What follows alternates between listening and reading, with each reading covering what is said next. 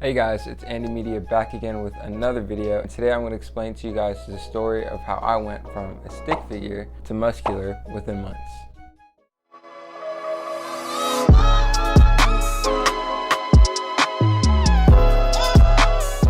Now, I've always been pretty skinny growing up, as you can see here in these pictures, and this is due to the fact that one, I don't have much of an appetite, and two, having a high metabolism. And for those of you that don't know, your metabolism is what converts food into energy. So those with a slower metabolism tend to have more leftover calories, which then gets stored in their body as fat. On the other hand, those with a faster metabolism are less likely to accumulate as much fat in their body because they burn calories quicker. Your metabolism and body type is determined by your genetics. However, if your metabolism is more on the slower side, there are natural ways to increase it. And if you're interested to learn a little bit more about that, don't forget to hit that subscribe button so you don't miss when I cover that in another video. Okay, back to the story. Just like the problem for a lot of people, I would work out here and there, but I would never be consistent, therefore I would never see results. Until around September 2019, that's when I started taking working out a little more seriously. And this right here is how I was looking in the beginning.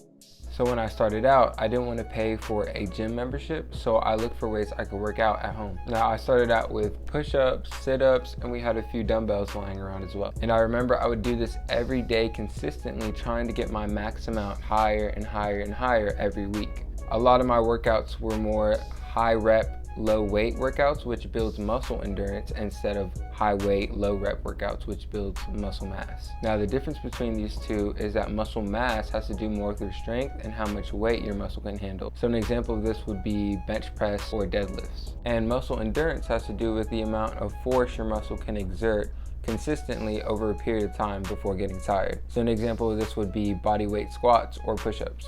And after a few weeks of this, I started getting into calisthenics, which is exercises that rely solely on body weight. I did L-sits, handstands, eventually moving on to handstand push-ups. And each one, I tried to kind of increase the duration of each exercise. Now, over the next couple months, I did notice my strength was increasing. I was doing a lot more repetitions, longer holds, and I even started going to the gym with a friend. But one thing I also noticed is that I wasn't gaining size as quickly as I'd hoped to. And this is because I really wasn't eating much at all. I needed to have more calories, specifically more protein and more carbs. So I decided to make a high-calorie protein shake, eat more, and track my calories every day. The goal is to have about 3,000 plus calories per day. And so after a couple months of being consistent in my workouts as well as my nutrition, I started to see results.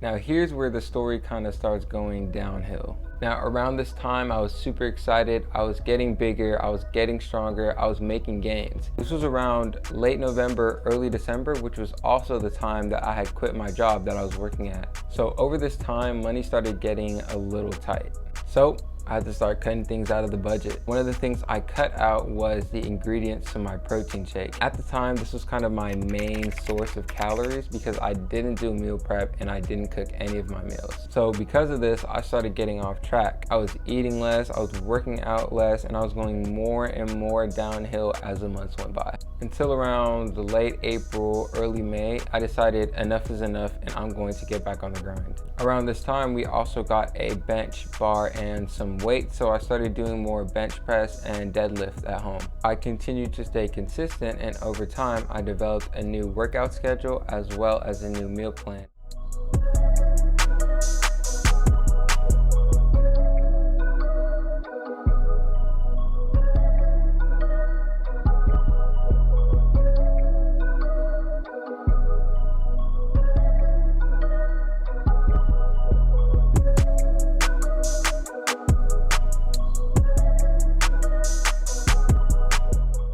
And that brings us to today.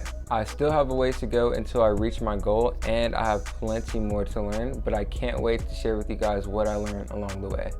Alright, that's going to wrap it up for this video. I hope you guys have learned something or have been inspired to start or continue your workout journey. And as always, I will see you guys in the next one.